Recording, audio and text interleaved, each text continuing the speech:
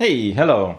So, this episode, or this video, is about distortion.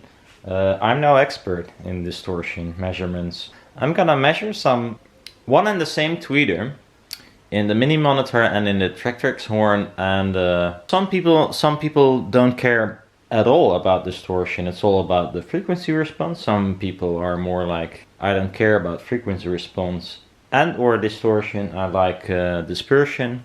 It's the crucial thing. Some say it's a spectral decay. I don't know. I usually start off with frequency because, you know, if it like measures really crappy in frequency response, there's not much you can do except use a lot of EQ, which I don't want. And after that, I'll usually check the distortion, because if there is something rattling around, then there's something wrong. Dispersion, yes, is a thing, and the tweeters I make are rather on the biggish side for a tweeter, for sure. So they're not, dispersion-wise, not the best. I don't mind much, but some people do, and I can think of variants that are smaller, but at a cost, as usual. If you compare it to a Neo 3, for instance, it's not exactly like the performance of a dome tweeter. Although they say it performs as good as a 1-inch dome, it does not. It just doesn't. Especially vertical, it doesn't. And so are these. These are even a tiny bit larger, so they perform probably a little bit worse even. But on the other hand, you got a tweeter that you can cross really low compared to most. What I usually do, and might me if I'm wrong, because I don't know all this kind of shit. I mean, it's all self-taught, and you know, people might know more about it. Pretty sure they do. So this is my computer screen. Not very fancy, not very special. I already did some measurements, of course, but I'll scrap them or something, I don't know. But I start off with the SPL meter because I want to calibrate my system. So I'll leave it at this point, and I'm gonna measure the mic distance to the tweeter. And I believe in a horn you do that as well from the driver itself, so not the horn, if I'm correct. And who knows? But at least you do that for when lining up, time aligning and such, because, well, otherwise it's not aligned. So I'll do that as well here. I'm not sure if that's correct either, but it's a small distance. It's not going to change much. So I start off with 1 meter because I want to know the SPL at 1 meter, which is common to do. So that's where I start off to calibrate. I'm not gonna look at efficiency, so I'm not gonna measure the voltage I put in. I don't care. These are inefficient compared to others, and everyone has 2 watts. I'm pretty sure they have, or 3 watts to spare. It's not, you know, we're looking at 20 or something. This is kind of the thing, it's measuring my settings, so it's not like that. That's a little over. Still 1 centimeter short. Anyways. 1 centimeter is not much. So, here we go. 1 meter distance, mic to thingy. And yes, the speaker is close to a wall. I don't care. I'm gonna use gating, and it's good enough for tweeter duty, I think. Puss, stop nagging.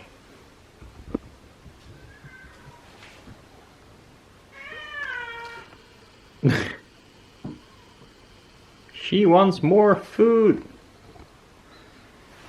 So I'm just gonna calibrate. So I'll push calibrate. Use speaker calibrate signal. Yes, normally it's set on subwoofer, and I don't, you know, that's no use for me. So I'll press OK, and we get some noise. Okay, so it is now. I put it on slow, and I put it on C weighted. and a range of 60 to 100 dB. So now we can put it near the mic and calibrate it. Here comes the noise. 86. So I put that in because it's asking, what did you measure? I said 86. I measured. Hypos. So now it should be calibrated. So now if I measure this, normally I have this at -6, not -156, and then it's gonna be out loud. So this is by tweeter in the Tractrix horn, which has a rather bad vertical dispersion and not as good horizontal as well, but still it performs as expected, I think. But here we go. Put your earplugs in. Yeah, so I want it to be around 92 dB at a few K. The reason is actually because the only measurement I have from a PDR Neo 3 was also around 92 dB on a, I forgot the site, but so I thought I replicate that so I can kind of compare. So it's like 91, 92, maybe add a little bit more. Oh well, let's keep that measurement. Now the site used a 32 centimeter distance, so that's what I'm gonna do. I now know it's 92 dB at 1 meter, but to measure distortion they moved it in closer, 32 centimeters, to mitigate, you know, background noise, etc. So that's what I'm gonna do. And then we'll get a result that it's in the 100 thingy, but we know it's actually 92. So 32. Where's my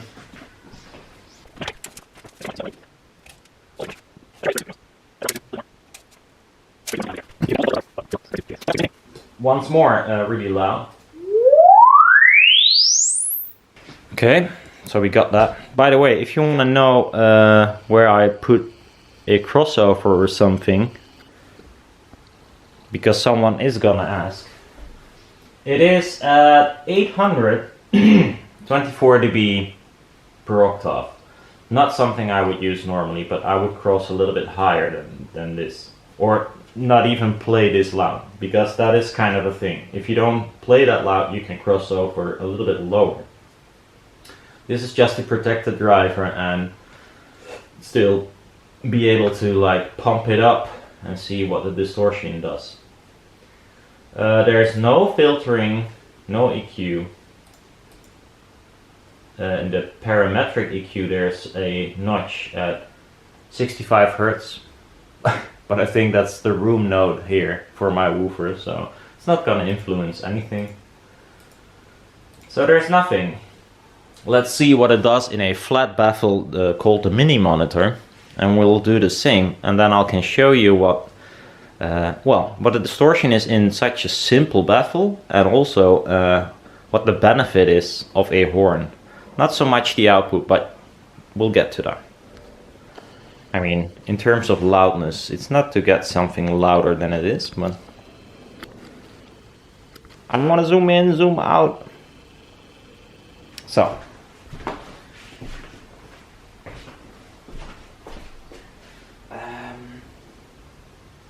we get this off,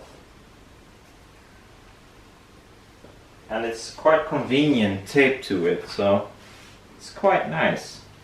It's a really nice design. I think I do fancy the form and such of this thing. Might be using it for something. So now we're gonna use this simple baffle. It's not much at all.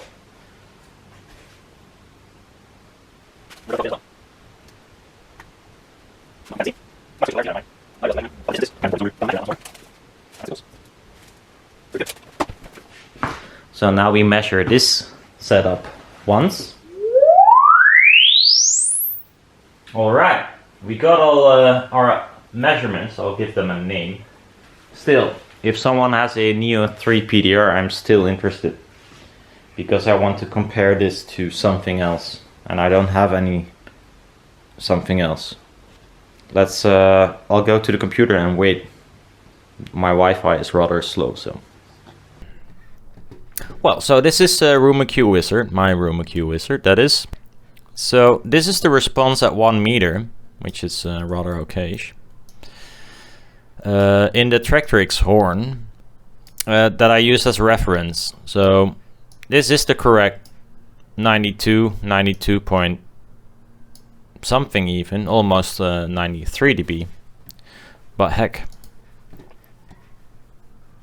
Now we look at the Tractrix at 32 centimeters. You can see the output is much higher, although it isn't, but we're closer, of course. Does it change much? Well, slightly. Not all that much, but I mean, I'll zoom in a little bit. It does change, but that's okay. I mean, I'm not listening with my ear inside the Tractrix horn. And that's not the point of the video either. So, measured this one. And then I measured the mini monitor, which is flatter. I kind of designed the tweeters for this kind of baffle, to be honest. So there's no rising response, not that much. So if there was a rising response and you would add the horn, then this would flatten out. That would be really awesome, but not so much if you only use a small baffle like I did. Because this is rather flattish. And I don't need any EQ, which is cool, I think. At least I like it that way. Easy. So let's look at the distortion. So this is the distortion, and it looks horrible. But actually, it's not that bad. It just looks really horrible if you play it that loud and you measure that close. So for instance here, this is a huge peak, and there is distortion for sure, and quite a lot. It says 0.6% total harmonic distortion. Yeah, not too great, to be honest. But it's mostly second order. If I look at the third harmonic, it's 0.058, which is almost nothing. And here is a peak. For the third harmonic, the brown line, it's 0.1%. Rather good. It goes down to almost unmeasurable, but quite clearly you can see second harmonics is big overall, and it should be bigger as well. But since I don't have a push-pull version, but a single-ended one, second harmonic is gonna be hugely magnified, because usually it indicates like an imbalance in the magnet motor, and in this case that's very true. I only have magnets on one side, so that's correct. Now I was comparing this actually to a measurement on Hi-Fi Compass from a B&G Neo 3 PDR, because that was something I was interested in. And with a distortion, mine is set to percentage, which I like. But they use something different. They use the let me see. Yeah, they show you here how many dBs down the distortion is compared to the original signal, which is this one, and it's around 92 dB, slightly lower even. So that's why I measured at 92 dB to be able to sort of compare it to my own tweeter. Although it's not perfect by far, but might get an indication. So if I look at a, let's say 1K for instance, what is most interested is the blue line, so the second order, and the black line is the third order. I first thought it was green and red, so I was very disappointed my tweeter did not measure as good. But it's the blue and the black line. So if we look at, for instance, 1K is kind of sad. I mean, look at this hump here. The third harmonic exceeds the second harmonic, which is, I don't know, I've never seen that, so that might not be completely fair to take this as a reference point. So let's go to 2K then. 2K, it is, let me see, at minus 52.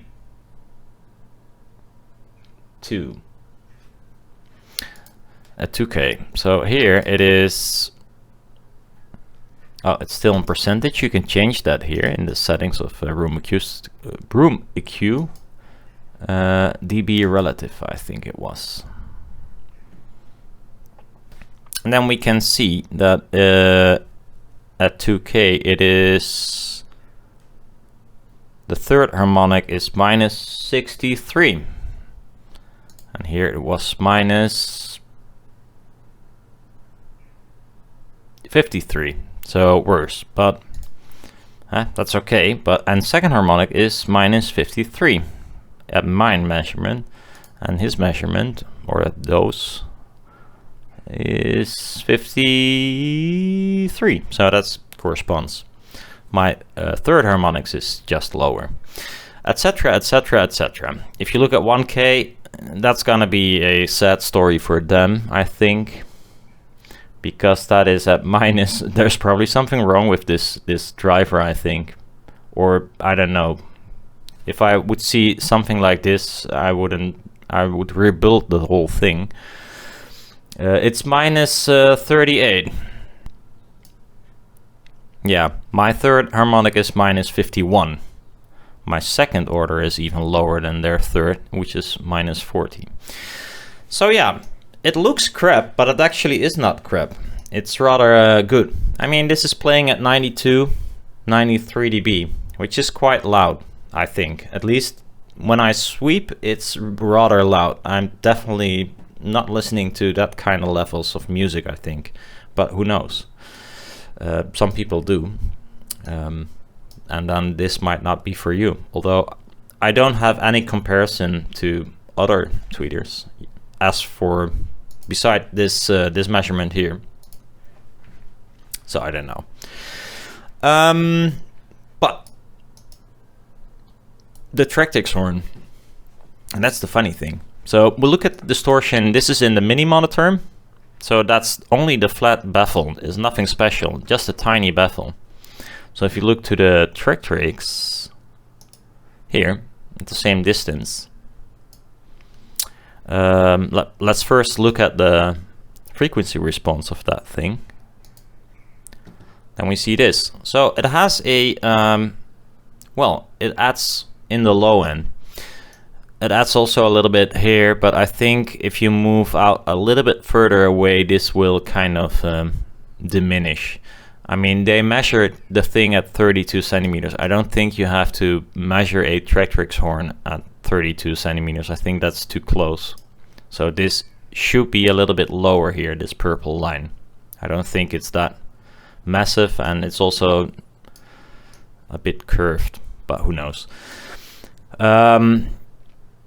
But yeah, so the thing that is interesting is that the lower you go, for instance here at 2K, this is almost 160 dB and this is 102. So there's a 4 dB difference. And that's what is interesting. Because if we look at the distortion now, this is the uncompensated thing. So it has more low end than the mini monitor, clearly. Quite clearly. But you also see this distortion go up and you think, well, it actually made it worse. But if we look at the percentage, let me put it on percentage because it's easier, I think. So I'll take this hump here at 1.5K. Total harmonics of 0.661, and in the mini monitor it's 0.602, so slightly lower. But the lower you go, it should match or get better. So in the mini monitor at, let's say, 900 Hertz, it's 1.2 total harmonic. And here it is 0.639, which is almost half. But now the interesting thing, because we fucked up the curve, we can only compare it if we make the curve the same again, the output. So I made a measurement off screen from the Tractrix horn, but 4 dB lower. So the low end is actually as loud as it is in the monitor. That's this one. Now let's compare now. So let's see, here is how it looks compensated. So you can see the Tractrix is, you know, almost as loud as the mini monitor now. A little bit louder even in the low end, but let's say, well, let's look at this and see how it does compare now to the mini monitor simple baffle in distortion. Now it looks like this. You can see quite clearly that a lot of the brownish line, which is the third harmonic, disappeared. It became less, at least. So this was the mini monitor and this is the compensated Tractrix. So I don't need to call numbers to see that this is lower, but I will. Especially down low it should change quite a lot. Frequency to try, because it's gonna be huge, so I'm not sure if that's fair. At 950, let's say 950. At the mini monitor it's total harmonic of 1.2%, and at the Tractrix it's 0.38, and especially the third harmonic is way lower. It is 0.019% compared to 0.29%, which is 1,000 times more. Is that correct? It's even far more than that. So that's a huge change. But yeah. So that's why a horn is beneficial. You will up the lower end where the distortion rises quite easily. And if you compare it, the output to a, you know, non-horn driven one, then you will see a far lower distortion. Is there more? No, not really. I think that's it. If you see anything or saw anything that is me doing incorrectly, because I am just, I don't know, I might do things completely wrong, I don't know, please let me know. And what you think about the distortion measurement. I think it's rather good, and as far as I can tell, when I compare to this measurement, which I didn't take myself, so that's not, you know, it's probably not completely valid. I think this single-ended one performs better in distortion than the push-pull variant of the B&G, although it is also a little bit bigger, so their dispersion will be better, I guess. You never know until I get one. So if you still have one, only a single one, I would like to buy it just to make a comparison. See you next time. Bye bye.